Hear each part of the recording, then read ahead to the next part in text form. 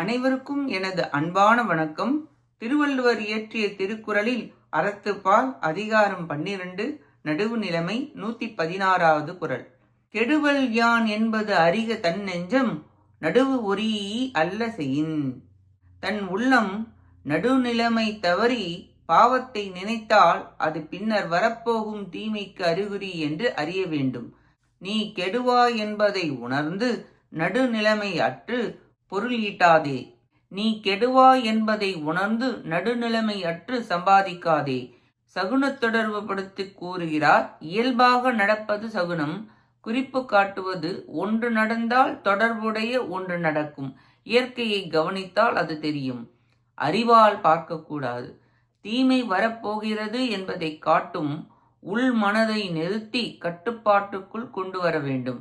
நினைத்தாலும் செய்தாலும் தண்டனை வரும். உன்னை கெடுக்கும். எனவே நடுநிலைமையற்று நினைக்காதே செய்யாதே என்று இக்குறளின் மூலம் எச்சரிக்கை செய்கிறார். நடுநிலைமையற்று எக்காரியத்தையும் செய்யாதே நினைக்காதே என்று கவனத்துடன் விழிப்பாக இருக்க கூறுகிறார் இக்குறளில் திருவள்ளுவர். நன்றி, வணக்கம்.